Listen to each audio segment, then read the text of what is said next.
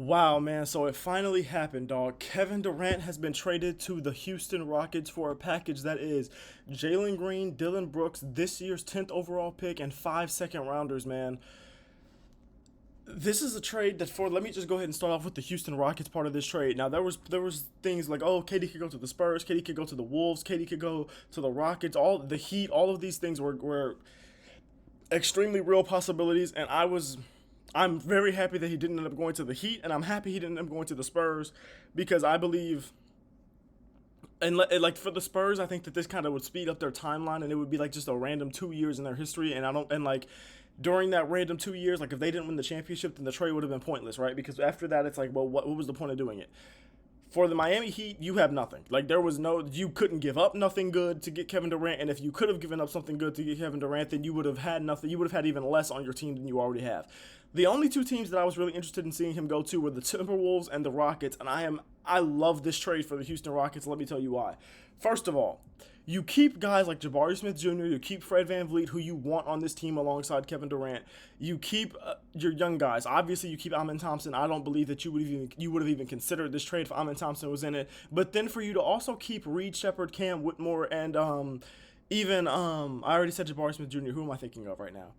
Oh, Tari Eason. For you to keep all of those guys, I think is massive here. For one, I love the fit that with Kevin Durant on this current team. You have Shingun, a guy who can do a lot of things for you offensively, but isn't necessarily an A1, isn't a great scorer of the basketball. But his defense has been much improved. You still have Steven Adams, and we'll see what ends up happening with that because I believe his contract is up. But I'm not sure. But I'm pretty sure his contract is up.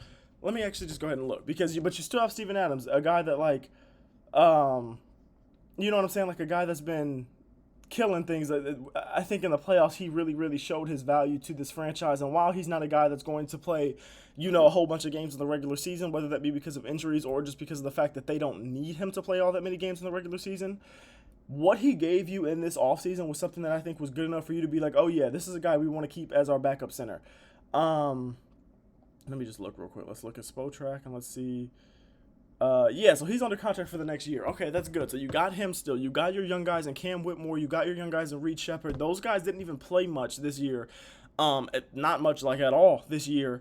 So even if those are guys that you don't really believe are going to be anything, for you to keep them and with the ability and the possibility of being able to use them in a future trade is huge. I would not be shocked at all if before next year's trade deadline, if they aren't looking like the best team in the West, if they go ahead and they use Reed Shepard, they use Cam Whitmore, they use a Jabari Smith Jr. who after next season is going to have to get paid. If they use those guys to go out there and make another splash, go get somebody else that is going to be a phenomenal addition to this team. And like I'm a fan of this because the fit with KD. So you lose Jalen Green, you lose Dylan Brooks, right? Those are two pieces that were important to this team. I think they care more about losing Dylan Brooks than they do Jalen Green, just because you're replacing Jalen Green with Kevin Durant, a guy that is better at scoring the ball than him in every single facet of the game. And Jalen Green didn't give you a damn thing in these playoffs. He hasn't really improved much throughout his career. I don't think they really give a damn about losing Jalen Green at all. So the starting lineup is here's what I'm thinking the starting lineup here is going to be. I'm assuming that it's going to be Fred VanVleet, and I think Amin Thompson's probably going to like move up to the two. He was playing a lot of four this year, but Amin Thompson's a guy that is so good and so defensively versatile that he can play so many positions on the basketball court, and I think having him slide up to the two in replacement of Jalen Green is completely fine. I don't think that's going to be a problem, and I don't see Ime Udoka having a problem with that at all. Kevin Durant at the three, and then either Jabari Smith Jr. or Tari Eason at the four with Alperen Sengun. I feel like it's probably going to end up being Tari Eason that would maybe start, but at the same time, I think he gives you so much off the bench that I wouldn't be shocked if it's Jabari Smith Jr. starting. And then again, like I said, it could always be you have you go out there and you make another splash, and you have because KD can play the three or the four. You could go out there and use those Cam Whitmores, those Reed Shepards, and those Jalen and those Jabari Smiths to go out there and do something else. You can go make another splash. This team has good depth, and I don't think they have like the best depth in the league, but they have some good depth. I'd want to see them get maybe like just some better type of backup guard type of players. You know what I'm saying? Because I don't think they have like a backup guard that you really really love. But I don't think that they really had that anyway, and we have no idea what Reed Shepard or Cam Whitmore could really be. So maybe Reed Shepard, especially, maybe one of those guys could end up being the backup guard that is at least serviceable for them. And when you have a third overall pick, you kind of want him to be more than a serviceable backup. But he didn't play at all last year really, and he's a young kid, so you expect for him to be able to grow, expect him for him to be able to just continue to be a better player. I love this fit for the Houston Rockets. You give up the 10th pick, which I think was like a given in this. I think they were probably going to have to give up the 10th pick, but for you to keep pretty much all of the players that you really are enamored with, all of the players that you really want on this team, and all of the players that still are going to have value across the league, I love this. I think Jalen Green's value across the league has probably gone down a tremendous amount.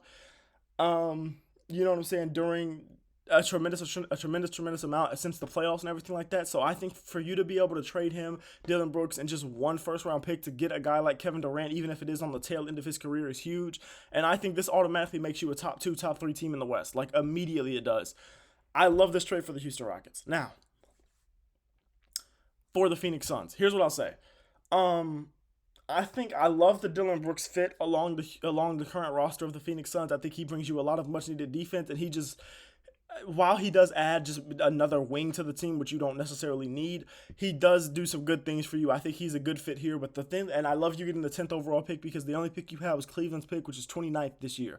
So for you to get the 10th overall pick is good. It helps you out. You have a lot of positions that you need, so you could really draft anyone with that 10th pick and probably feel okay about it.